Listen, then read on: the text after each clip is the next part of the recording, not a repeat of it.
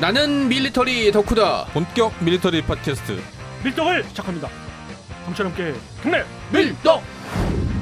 바로 안녕하세요, 박찬준입니다. 안녕하세요, 놀러 남자 정명섭 정작입니다. 안녕하세요. 월간 플래툰 이준규 기자입니다. 네, 이렇게 밀떡이 시작됐습니다. 요즘 굉장히 무덥잖아요. 네, 그렇죠. 무더울 땐 시원한 걸 생각해야 되잖아요. 냉면이요? 바다요? 바다죠. 야, 그렇죠. 바다. 시원한 바다. 시원한 바다에서 우리의 영예를 지키는 대한민국 해군. 네, 어딘가를, 리퍼블릭 오브 코리안 네이비. 이 부대가 네. 항상 훈련 2년마다 벌어지는 한 번씩 하죠. 훈련에 참가를 하고 있습니다. 그것이 림팩이요? 바로 림팩이죠. 야. 림팩이 뭔가요? 림 오브 패시픽 엑서사이즈 해가지고 우리 말로 하면 환태평양 훈련. 퍼시픽 림 거꾸로 하면 해군 됩니다. 훈련. 퍼시픽 림. 네. 그러네. 그거 거꾸로 하면 됩니다. 그러니까 태평양 국가들이 모여서 하는 합동 해군훈련이라고 보면 되나요? 그렇습니다. 그럼 규모가 엄청 크겠네요. 처음에는 그렇지는 않았어요. 물론 미 해군이 어마무시하기 때문에 기본적으로 훈련이 크지만 훈련 규모가 크지만 이 림팩이 처음 시작된 게 1971년입니다. 꽤 오래됐네요. 그렇습니다. 71년에 3개국이 모여서 했어요. 미국 해군, 그리고 호주 해군, 그다음에 캐나다 해군 이렇게 3개국이 모였어요. 그러니까 자기네도 동맹끼리 했네요. 그렇습니다. 환태평양으로 하지만 이제 3개국만 모여가지고 네. 5I라고 그러죠. 네. 5I의 그 회원국이면서 주요 회원국들이죠. 그렇죠. 네. 주요 회원국이면서 환태평양을 지역에 있는 그런 국가들끼리 모여서 했고 그것이 이제 계속 2년마다 순차적으로 개최가 됐으면서 대한민국 해군은 가장 처음에 참가를 한 게 언젠가요? 언제였나요? 1988년입니다. 올림픽이 열리던 해네요. 그렇습니다. 그 해에 우리가 이제 옵저버로 갔습니다. 옵저버라는 거는 전투함이 참가를 안 해요. 참관인들만 참관을 해본 거예요. 그냥 뭐 깍두기네요. 전문 용어로. 거기까지 뭐 갈만한 배가 있었을지도 모르겠습니다. 이게 전문 용어가 나왔습니다만은 깍두기 그런 개념도 있습니다만은 이제 준비를 한 거죠. 우리가 이제 다음번에 가기 위한 어떤 준비를 차 이제 간 거죠. 그럼 그 시대 대한민국 해군의 전력은 한 어느 정도였나요? 울산급, 포항급. 기어링급과 울산급, 포항급 포항급. 이렇죠. 그러니까는 연안 해군입니다만은 2차 세계대전에서 활약했던 구축함과 몇몇의 구축함과 이하급의 한국형 호위함이라고 그래서 네. 울산급 또 그거보다 더 경량화된 포항급 수적 주력인 거죠. 이렇게 있었고 그래서 1988년에 옵저버로 갔기 때문에 그 다음 해인 90년이죠. 90년부터는 매해 빠짐없이 참석을 했어요. 그래서 90년부터 96년까지는 수상함만 참가를 했고 그 수상함이 바로 우리 김 PD님이 질문 주셨던 우리가 갖고 있는 게 그거밖에 없잖아요. 그래도 최신형이라고 하는 당당하게 울산급 두 척이 갔습니다. 항상. 그러니까는 태평양을 2,000톤 되는 배가 건너갔다는 거는 사람들이 들으면 믿지 않죠. 지금 이제 뭐 캘리포니아 네. 관함식도 그걸로 갔습니다. 요번에 이제 참가를 했던 그 단장님이 하시는 말씀이 있잖아요. 자기가 당신이 제일 처음에 갔었을 때가 기억이 난다. 그게 바로 90년 그 다음이었던 92년에 울산급 두 척이 갔을 때에 한쪽에 타고 갔던 거예요. 바르셀로나 올림픽 네. 때. 울산급이라면 기본 배수량으로 2,000톤이 안 되잖아요. 만재 배수량으로 봐도 2,000톤 좀 넘는 2,300톤. 어선보다 작은 걸 타고서. 그걸 타고 태평양을 갔을 때 그분이 그러시잖아요. 이게 건너갈까 내심 걱정도 그렇죠. 했다. 그래서 우리가 그 두 척을 몰고 가니 많은 국가들이 우리를 큐티 네이비라고 그랬잖아요. 귀엽다. 큐티 네이비. 귀여운 해군. 그 귀여운 해군이 지금 어떻게 됐습니까? 괴물이 됐죠. 괴물이 됐습니다. 괴물이 됐어요. 네. 돌연변이야. 그분은 소장을 달고 참가하셨죠. 예. 이번에. 조금 축차적으로 말씀을 드리면 그래서 98년도도 우리가 좀 의미 있는 해예요. 이제 참석을 쭉 하다가 98년에 처음으로 잠수함도 참가를 합니다. 수상함만 참가를 한 게 아니라 잠수함이 참가를 했는데 이종모함이 참가를 합니다. 여기서 놀라운 전과를 올리죠. 이종모함이 대전과를 올렸죠 정말. 무려 13척을 격침시킵니다. 워게임에서. 진짜가 아니라 가상이지만. 그럼 네. 가상이지만은 격침 판정을 받고 이제 상대 함정이 이제 빠지는 거죠. 예. 네. 상대 함정은 어떤 거였는데요? 상대 함정은 큰 함정도 있고 작은 함정도 있습니다. 그러니까 항모 전단을 공격을 한 거죠. 그렇죠. 참가한 항모까지 갈아치고. 예를 들면 그 부분은 이제 조금 나중에 나오는데 이 전투 수상함끼리의 어떤 교전에서 상대 수상함의 대잠 작전에 걸리지 않고 가서 격침을 시킨 것만 11척이다라는 거고요. 안 걸리고. 그렇습니다. 그리고 그 다음에는 더 놀라웠어요. 그 다음에는 박이함이 갔는데 무려 13척을 격침시킵니다. 이렇게 해서 계속해서 격침 전과를 올리다가 2002년으로 기억을 제가 하고 있는데 2004년일 수도 있습니다만은 나대용함인 걸로 제가 기억합니다. 그 함이 갔을 때 이제 역사를 쓰죠. 바로 말씀 주셨던 네. 미 해군 항공모함이 격침당합니다. 격침 아, 판정을 진짜요? 받은 거죠. 격침 네. 판정. 받은 가장 거죠. 중요 타겟이고 그 항모 호위 전단 한가운데에서 가장 많은 호위를 받고 있던 걸 뚫고 들어간 거죠. 어떡해요? CVN-74 니미츠급 항공모함 12만 톤에 육박하는 만재배 수량. 그건 뭐 여러 발의 이제 그 어뢰를 맞고 가는 건데 문제는 이제 뭐 가상의 격침입니다만은 그 항공모함 전단, 이게 항공모함을 격침 판정을 받았다는 그런 의미가 아니라 그 항공모함 전단에 어마무시한 그 대잠 2중 3중으로 그렇죠. 대잠 대잠 방어망을 처해 뚫었다는 있는데 거예요. 그리고 격침 판정을 받았던 존 스테니츠 그 항공모함 전단의 전단장은 얼마나 은어로 표현하면 쪽팔리겠습니까? 그렇죠. 저 배는 뭔데 저렇게 나대나 아, 이렇게 약간- 생각했죠. 그래서 왔더 뭐 나왔겠죠. 예. 딴 것도 아니고 동북아의 작은 네. 큐티 네이비한테 그쵸. 당했다는 거죠. 핵 잠수함도 핵 공격 잠수함도 아니고 디젤 공격 잠수함. 아니, 그것도 1200톤급의 아주 귀여운 1200톤이요. 그렇습니다. 그렇기 때문에 우리나라는 네, 정말 네. 바다의 진심인. 그렇습니다. 그 이후에 계속해서 장보고급 잠수함이 계속 참가를 합니다. 그리고 우리는 수상 전투함이 커지죠. 커지면서 광개토함이 그다음에 가고 예. 다음에 2010년부터는 드디어 세종대왕급 이지스 전투함이 갑니다. 그러니까는 딴 나라에서 보기에 저 나라 얼마나 수상하겠어요. 울 때마다 배가 커져. 배가 커지고 네. 막 요번에 림팩에서 미 해군 장성이 한 말이 있죠. 정말 짧은 시간에 가장 발전을 한 국가는 코리아다. 저 인터뷰 들었어요. 그럴 수밖에 없는 거예요. 이게 그 다음에 가면 배가 또 커져. 그것도 클래스가 달라. 네. 완전. 그러니까 세대가 점점 발전하는 거잖아요. 그렇습니다. 예. 이게 이제 게임에서는 뭐 과금하고 뭐 이렇게 막 하면 현질하고 이러면은 뭐 덩치를 키울 수 있지만 그쵸. 사실 현실에서는 한 세대 만에 큐트 네이비에서 거의 대항해군을 성장하는 국가는 없어요. 거의 한 30년 만에 그렇게 네, 돼버린 네, 네. 거니까. 23, 4년 만에 그렇게 바뀐 거죠. 이 기자님이 영화 좋아하시잖아요. 예, 예. 좋아하시고 또 박식하시고 그런데 네, 네. 영화 배틀쉽이라는 아, 영화가 그렇죠. 있어요. 거기에 보면 사실 그 림팩이라고까지 굳이 얘기는 않지만 네네. 림팩을 배경으로 한 거예요. 림팩 훈련 상황인 거를 배경으로 했고 그때 미 해군 다음으로 컸던 게 어디입니까? 일본. 예, 일본 해자대. 네. 제가 언젠가 해자대와 대한민국 해군의 VS를 예측을 했는데 한번 다뤘죠. 이번에 현실화가 됐잖아요. 어. 이제 일본이 참가한 전력보다 더 많은 전력을 참가시킬 수 있는 해군으로 발전한 거예요. 특히 이번에는 최초로 마라도함. 마라도함이 갔습니다. 상륙 모함이죠. 예. 그렇죠. 마라도함이 사실상 갔고 모함 클래스가 마라도함을 위시해서 이번에 참가한 전력이 가장 대규모였고 전체 참가한 국가 중에서 미 해군 다음에 넘버 2를 기록했습니다. 어떤 함정들이 들어갔나요? 우선 이제 수상 전투함을 말씀드리면은 세종대왕함입니다. 세종대왕급의 네임십이죠. 세종대왕함이 사실 2010년부터 세종대왕급이 계속해서 세 척이 번갈아 가면서 참가를 했거든요. 근데 이번에 어떻게든 번갈아 가면서 참가를 했지만 이번이 세종대왕함이 세 번째 참가를 하게 돼서 사실 그 수상 전투함 전체 중에서 세 번 제일 많이 참가한 그렇네요. 전투함 중에 하나가 됐고요. 또 역시 세 번 동률을 기록한 전투함이 있습니다. 충무 이순신급 전투함이죠. 문무대왕함이 이번에 참가를 했습니다. 이 정도만 보면은 이제 기존에 참가했던 거 비슷합니다. 물론 이제 그 전은 코로나로 해서 모든 미 해군도 항공모함 한 대를 참가시키지 않았던 아주 극소로 이루어졌고 2020년에는 그 2018년은 오늘 기준으로 봐야겠죠. 2018년 대비해서 그 정도면 이제 수상 전투함은 평균인데 거기에 이제 아까 말씀드렸던 마라도함이 네. 들어가면서 너무나 대규모가 됐고 그렇죠. 마라도함이 감으로 인해서 해군과 해병대 전체를 포함해서 1,000명 이상이 참가를 네. 하게 됐고요. 마라도함이 지휘를 맡았다면서요? 그렇죠. 이번에 상륙 돌격에 대해서 지휘를 맡았고 흥미로운 것은 대한민국이 대표로 하는 장교가 계속 그 직책을 맡습니다. 그 환태평양 훈련에서 림팩에서 직책을 맡는데 해가 조금 더 가면서 2000년대에는 뭐 어떤 직위를 맡다가 그 다음에는 2010년대는 더 높은 직위로 가고 계속 높은 직위를 갑니다. 그 2020년에 기동 함대의 그 전단장이 됐었어요. 그것만 해도 거의 상당한 그렇죠.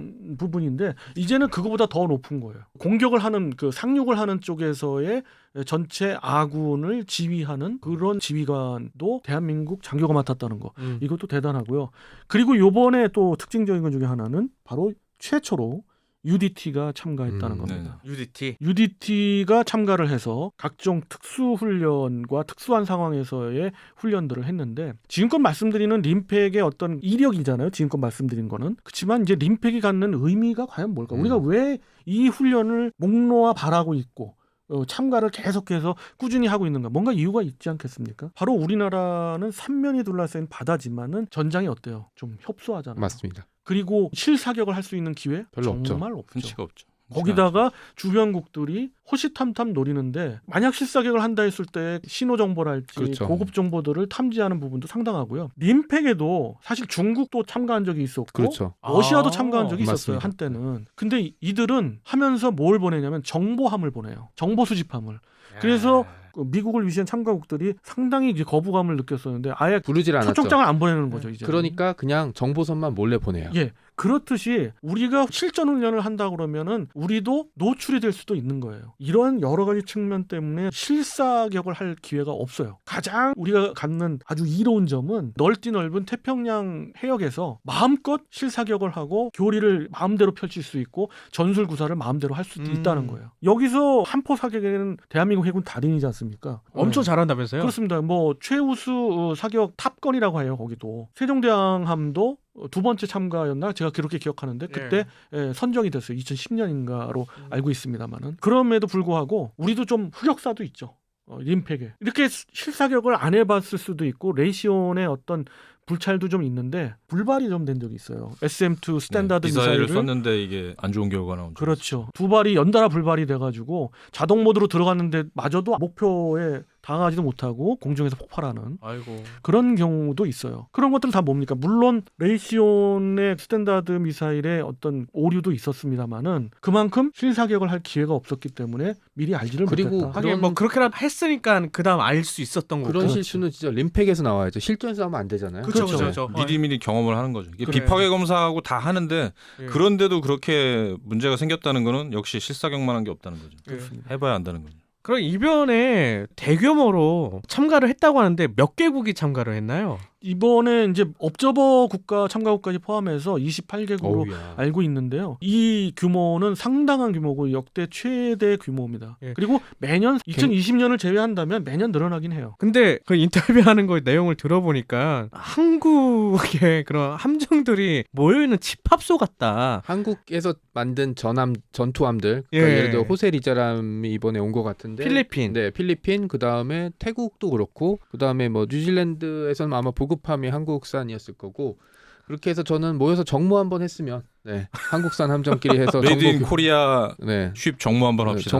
정보 교류도 하고 예. 그다음에 이제 정비라든지 그런 시스템을 서로 주고받는 예. 것들 한번 가지고 심지어 좋을 것 우리가 같아요. 퇴역한 포항급도 그 칠레가 몰고 와가지고 예. 오랜만에 림팩에서는 오랜만에 포항급이 다시 한번 참가하는 그런 계기가 됐죠. 아니 필리핀 함장이 얘기를 하는데 엄청 감격스러워하더라고요. 자랑스러워하고. 그렇습니다. 필리핀이 참가를 상당히 우리보다 빨리 했을 정도로 환태평양 국가에서 중심 국가였습니다. 그렇지만 그들이 보낼 때 항상 마음 졸였던 거는 태평양을 무사히나 건널 수 건널까? 있을까. 이거는 뭐 노후함을 보내다 보니까 그렇죠. 우리 갔던 포항급 이하예요. 더 그런 함정들이 가거나 아예 못 가지고 가니까 그냥 옵적으로만 가거나 또는 해병대만 보내거나 뭐 필리핀이 주로 이랬죠. 예. 그런데 우리의 기술로 만든 건조한 전투함을 가지고 아까 호세 리자람 말씀드렸지만 호세 리자람이 저번부터 참가를 했고요. 이번에 호세 리자람의 이번함이 참가를 했는데 이렇게 감격스러워할 때 특히 이제 저번 첫 참가 때의 필리핀 해군 대표들은 상당한 감동을 받았다고 하더라고요. 우리도 이제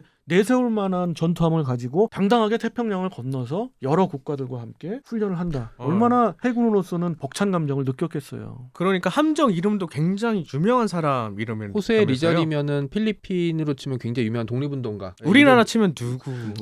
김구함 정도 딱 되는 김구함 거죠. 정도. 안중근 뭐 이 정도 때문에 아무나 이름을 그러니까 함이라는 게 가지고 있는 이미지를 생각하면 그냥 아무렇게나 붙일 수 있는 이름은 아니죠. 우리도 충무공 이순신급 할 때 항모에 붙여야 되는 거 아니냐라는 얘기 되게 많이 나왔었잖아요. 예. 그런 식의 상징적인 인물이죠. 나중에 항모가 점점 발전해서 진짜 진정한 타격을 가질 수 있는 그 항공모함 전단이 된다면 혹시 이름을 붙일 수 있지 않을까 싶은 네, 생각도 뭐 있습니다. 왜냐하면 함급 이름은 다시 붙일 수 있는 거니까 저는 아마 못 기다려서 한번 붙여준 거라고 생각을 좀 하고 있고요. 림팩 훈련 같은 경우는 이제 해군에 있어서 가장 중요한 것 중에 하나가 연합작전과 합동훈련이라고 생각을 하거든요. 그러니까 뭐 특히 육군과 공군도 마찬가지로 중요하긴 해서 그래 공군도 레드 플래그에 계속 참가하고 있긴 하지만 우리나라에서 이번에 훈련을 하면서 가장 중점적으로 신경 썼던 부분은 어떤 부분일까요? 제가 보기에는 연합해서 전체를 지휘하는 연합 함대를 그렇게 커다란 규모의 함대를 지휘하는 그걸 상륙 작전이 될 수도 있고요. 여러 가지가 될 수도 있겠는데 그런 걸 지휘하는 지휘관이 됐기 때문에 거기서 얻는 노하우들이 상당할 그렇죠. 것 같고요. 네. 그리고 실사격들은 뭐 늘 해왔던 거기 때문에 SM2 스탠다드 미사일의 실사격도 있을 거고요. 그리고 신돌석함이 첫 참가를 한 것도 상당한 의의가 있을 것 같습니다. 그리고 또 하나 UDT가 첫 참가한 것도 UDT와 함께 넓은 대양에서 뭐 좁은 우리 한반도에 있는 그런 뭐 동해서해 남해에서의 미군과의 작전은 있었습니다만은 태평양에서의 작전은 처음이기 때문에 그렇고 마라도함을 써가지고 마라도함 함상에서 UDT와 다른 나라 그 특수부대들이 함께 그 공동 특수작전을 좀 그렇습니다. 훈련을 했죠. 또 하나가 바로 미군이 인정하는 그래도 자기들 다음에의 해병은 바로 대한민국 해병대라는 것도 이번에 여실히 증명할 것 같고요. 네. 그럼 일본은 이번에 규모가 축소가 된 건가요? 아니면 그대로 온 건가요? 작년 수준 정도로 알고 있습니다. 지난번 네. 수준이요. 예, 2년, 네. 2년 전 수준. 그러니까 2년 전 수준인 거죠. 네. 2년 전 수준이라면 우리보다 수상함에서 조금 밀릴 것 같고 그 다음에 일본 해자대가 지금 우리보다 밀렸다 이런 의미를 두고 있는 게 아니라 그만큼 대한민국 해군이 림팩 훈련에 요번에 진심이었다는 거고 이런 또 위상 변화 두 번째 규모를 였다는 위상 변화는 시사하는 바가 크죠. 또 초청을 하고 있는 미 해군 측에서도 그런 정도를 받아들였다는 거는 앞으로의 합동 훈련에서 일본 해자대와 버금가는 능력을 대한민국 해군은 갖고 있다는 거를 그들도 인정하는 거 아니겠는가. 간접적으로 저는 그렇게 느낍니다. 뭔가 대우가 달라진다. 그렇습니다. 그래서 계속 나날이 발전하는 대한민국 해군이고요. 해군 화이팅이고. 그리고 전 또 여기서 또 하나 좀 주목하고 싶었던 게 국내 언론에서는 그냥 슬쩍 뭐 맛배기식으로 지나갔는데 미 해군의 주말특급 마이크 몬수어함이 스텔스 구축함이죠. USV 무인 함정들 끌고서 기함이 돼서 작전한 거. 유령함대네. 말 그대로 유령함대죠. 유령함대고 어떻게 보면 앞으로 미 해군의 갈 길과 다른 나라 해군의 갈 길을 힌트를 준 거네요. 네. 어떻게 면에서는 보여줬다고 하겠죠. 미 해군과 해병대의 상륙작전의 패러다임을 바꾸면서 해병대가 완전히 개편이 됐잖아요. 그 개편되고 나서 첫 대규모의 훈련, 많은 국가들이 훈련을 했던 것도 이 림팩 22의 특징이죠. 최신 교리를 같이 공유했다. 그렇습니다. 근데 지금은 오픈을 안 하고 있어요. 일단 어느 정도 수준인지는 오픈을 안 하고 있기 때문에 우리가 자세히 알 수는 없지만은 그것이 조금씩 이제 들려지고 있는 거죠. 8월 초까지 훈련을 하기 때문에 아직도 많은 부분들 그런 것이 있을 수 있고요. 그리고 또 하나 특징은 림팩 훈련이 끝나더라도 계속해서 훈련은 이어집니다. 우리가 태평양에서 다시 이제 우리 쪽으로 올 때 통상 아시아 쪽에 있는 국가들하고 또 한 번 또 해요. 훈련을. 그거는 그냥 늘 그래 왔기 때문에 이번에 그러지 않을까 싶습니다. 나랑 때문에. 근데 네. 확실한 건 노하우가 굉장히 많이 쌓일 것 같아요. 한쪽이 분명히 더 아까 말씀하셨듯이 네. 미사일도 쏴봐야 이게 불발되는지 알 수 있는 거고 한 포도 쏴봐야 이게 제대로 맞는지 어떻게 되는지 알 수 있는 거기 때문에 굉장히 중요한 거죠. 세종대왕급 이지스 전투함이 제대로 능력을 발휘하려면 그 드넓은 태평양 전역에서 작전 훈련도 하고 이래야 되지 않겠습니까? 그런 측면에서 환태평양 훈련은 우린 꼭 참가해야 된다. 맞아요. 안 그러면 맨날 중국에서 러시아에서 날 테니까. 그렇습니다. 그리고 실제로 분쟁이 벌어질 경우는 사실 합동 해군이 이제 참가해서 합동군으로 형태로 이제 움직여야 될 가능성이 점점 높아지고 있기 때문에 거기에 대한 대비도 해놔야죠. 중국과 러시아 보라고 한 것도 있는 것 같아요. 그렇죠. 그것은 뭐 당연한 거고요. 이번에 더 대규모로 간 거는 러시아 그리고 무엇보다 중국을 본 거죠. 태평양 쪽이면 이제 중국을 바라보는 거니까 중국을 의식하고 그런 훈련을 하는 것도 사실입니다. 대만도 참가를 했죠. 대만은 이번에 참가를 제가 알기로는 안 한 걸로 알고 있는데 왜냐하면 참가를 하기 위해서 준비를 좀 했습니다만 그 준비 과정이 좀 미흡했고 여러 가지 문제가 있어가지고 안 했습니다. 저는 오히려 대만이 참가할 줄 알았거든요. 중국과의 관계가 있기 때문에 지금 현재 안 좋은 상황이니까 중국이 오히려 더 난리를 쳤을 겁니다. 그러면. 그리고 또 엄청 이런 많이 것도 났겠죠. 있죠. 대만 호수는 우리보다는 좀 좁은 해역이기 때문에 그렇죠. 갖고 있는 이점이 우리보다 적을 것 같긴 해요. 음. 그런 점도 간과하지 않았을 것 같고 그런 여러 가지 사정 때문에 이번엔 참석을 안 했는데 나아가서 또 참석을 할 수도 있겠죠. 그렇죠. 예. 자, 이렇게 이번 시간에는 림팩, 음. 림팩의 환태평양 훈련이라고 그러죠. 환태평양 연합 훈련이라고 합니다만 이 훈련에 대해서 전체 이야기들 그리고 에피소드들 재미있는 이야기들 한번 나눠봤고요. 이런 그 에피소드를 통해서 대한민국 해군 화이팅입니다. 계속 정진해 주시길 바라고요. 무한 응원하겠습니다. 정치를 함께 경례 밀떡!